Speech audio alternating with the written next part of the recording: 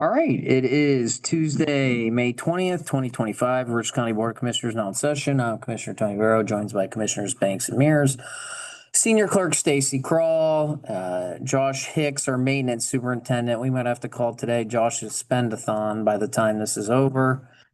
We have Carl Hunnell's partial upgrade, Hayden Gray here, and our County Administrator, Andrew Keller. Well, Josh, I see change orders, seasonal hires, estimates from Purdy Construction, asphalt, sealing large cracks, a jail dryer. Where do you want to start? Change order. All right.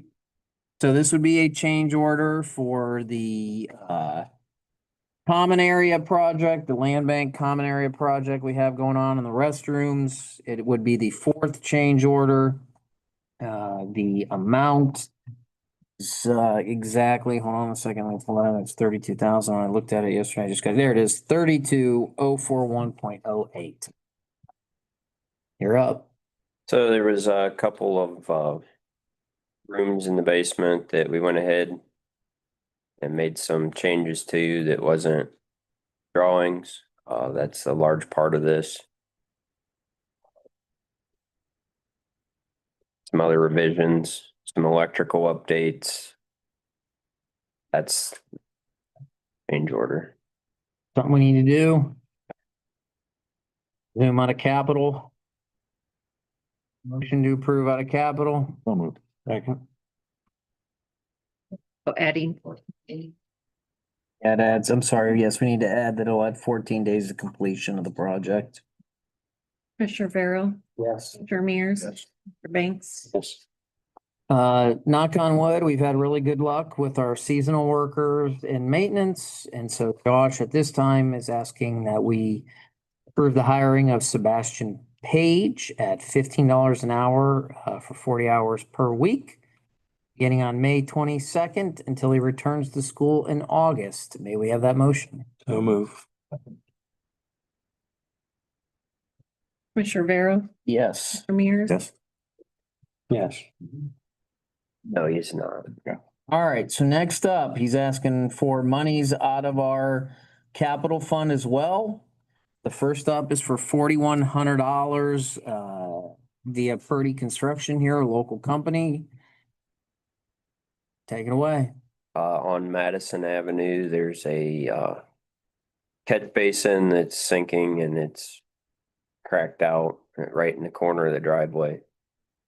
As they were there looking at some other projects, that was noted. This is just approval. Motion to approve. So move. Second. Commissioner Vero, Yes. Commissioner Banks. All right, we have a couple quotes. We can do these together because it's both with Coleman Asphalt here. The first is for seal coating. Some work done at the Richland County Jail and the county maintenance garage. That is for $8,000. And then the other one is at the title and engineer's office out on Fourth and Mulberry. Seal large cracks. That second invoice is for $600. We have an $8,000 invoice and a $600 invoice. May we have a motion to approve? So moved.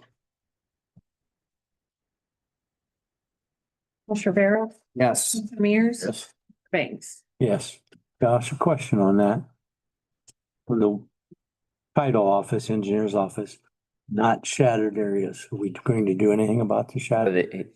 he said there's no shattering going on this time, but he said it's a good idea to go ahead and get it seal cracked before it does start. Okay.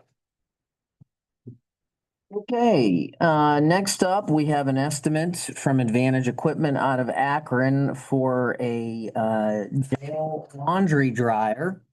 They're not cheap. Obviously, we have a lot of linens going through there. This would be out of the jail equipment line item. This quote is for 7,495.00. Josh, anything there? The jail's budgeted for it, so That's for motion to approve. Second. Vero. Yes. Yeah. Banks. Aiden, any questions about all the money Josh is spending out of many funds? That'll be the last of the change orders, right? How Two more on one. There's a couple more. many seems like change orders? All right, Josh, thank you for all your hard work and we'll keep at it. And next up, I'd like to make a couple amendments to the minutes on Thursday, May 15th. The first is at the very first paragraph, 0.0, not a big deal, but Marblehead is one word, not two. For we Ohioans, we should probably get that right. Then also at tape 0.08.11, where we're talking about the Port Authority. It says, once the Port Authority starts to generator fees, I believe it should say generate fees. So those would be my amended, that would be my, I'd ask for an amended motion. So move. Second. Commissioner Barrow, Yes. Commissioner Mears. Yes. Commissioner Banks. Yes. Motion to approve requisitions. Second.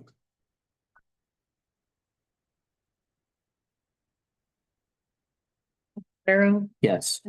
Yes. Motion to accept the resignation of a Dayspring employee effective May 12th, 2025. So move. Second. Commissioner Barrow, Yes. Commissioner Mears. Yes. Banks. Yes. And motion to involuntarily terminate a Dayspring probationary employee effective Wednesday, May 21, 2025. Second. Barrow, Yes. Commissioner Mears. Yes. Banks. Yes. All right, now we got a couple of contracts from the engineer's office. There's for some bridge work. This would be the engineering consultant agreement that would design it in conjunction with our engineer's office. The first would be with Greenman Peterson, and this is for the Town Line Road Bridge.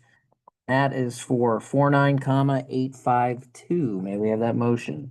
So move. Second.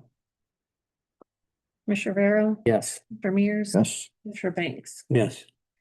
All right, and next is for similar administrative service agreement. This would be for K.E. McCartney for the Corson Road Bridge work, and that is for 108,000. And let's hope Jason Burkholder isn't on that because then we're way overpaying.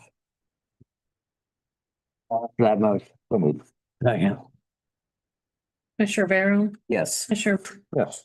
Commissioner Banks. Yes. All right, last but not least, it's just a request from the prosecutor's office for additional appropriations. This is not out of the general fund. This is for Fund 103. Fiscal officer, office administrator, Ms. Baisley has sent that to us. May we have that motion? Well, I think we ought to discuss this one because it changes the way we have been paying DRETEC. Stacy, you've done this differently. Could you maybe recap what kind of changes this involved? Well, they're asking that list that they had emailed us before when you were talking about employment and salaries. So they want to change how they're paying the employees. They want to pay them straight from the DTAC fund. But right now they're being paid from the general fund. We budgeted all year to pay one employee 100% from the general fund, and the DTAC would transfer and reimburse us. So now they're asking, starting the first pay in June, which the payroll starts tomorrow, to start paying that employee and a percentage of for other employees straight from the DTAC fund. Yeah, that fund has built up a healthy balance. That's why I didn't. But if you do that, then you We have to short pay or short, you should reduce their salary line item in the general fund. Cause that one employee was budgeted 100% in the general fund all year, and now 15 pays are gonna be from. Right, but they're gonna have some interns, correct? So I wouldn't reduce anything just yet. Well, I can speak to that too. So if the commissioners were to approve this appropriation to DRETAC, $168,000, that's just for the wages and benefits for these employees.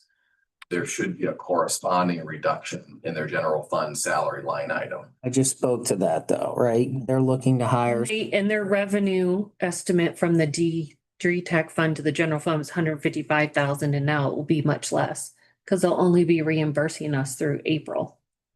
There's a Just big so you know. difference between possibly upwards of 24,000 additional and the 168 that they're asking to transfer. And So what would, Cliff, can you get with Jody on what amount we need to reduce it by then? And we can do that at the next meeting. Okay. Right? We can do that. I mean, I don't think we do a dollar for dollar because I know they're looking to hire some clerks. are the commissioner good with changing how we handle DRETAC? Because historically, we would always reimburse, states would reimburse at the end of the year for the amount that they apply towards salaries. Now they would like to pay these employees directly out of DRETAC, which isn't, it's not illegal, No. something we could do. But we've never done it. Well, To free up money. my answer to that would be I'll defer to the prosecutor's office themselves as the legal authority as to how they can use DTAC, right? Now, yes, the dollar for dollar shouldn't completely stay in the general fund, but moving forward, it would certainly alleviate some stress on the general fund. It may not be exactly dollar for dollar, but again, I know that you've been speaking to Jody, Cliff. Whether we're all here or not, there may come a day, it looks like, with this change in DTAC. Well, they have a healthy balance now. It's about $1 million. But eventually, if they continue to do this, that balance will certainly be depleted. I think there needs to be an understanding, whether we're here or not, that the general fund, if those monies get depleted, isn't going to necessarily pay for that employee. We've had that discussion. Okay, okay. But we'll talk to Jody to decide on if, and if they want to proceed this way, they're welcome to, but there would need to be a corresponding, adjustment. This Yep. general fund salary line item. And then get back with us and we'd approve this all at the same time. That's fine, but we did agree to allow them to hire a couple interns. Well, right, that's why I said the reduction wouldn't be dollar for dollar. Right? It wouldn't change that. We'll still. It would change it, just probably not to the tune of that amount. Okay. Motion to approve. Second. Or Making the motion. motion. Second. Commissioner Barrow, Yes. Mears, Yes. Yes. Don't bother to set up. We're already done, Greggy. Yeah, but he's got like a killer story, I can tell. Oh, okay. Any questions? That was a lot of talk. Basically, they have a healthy balance in DTAC, DRETAC, whatever you want to call it. And so they're going to start using it accordingly. Appropriate, administering it until Cliff gets the corresponding. Why? They're not gonna, just make the appropriation and we can reduce it at the next meeting. Okay. Seeing nothing further, we will adjourn at 9:43.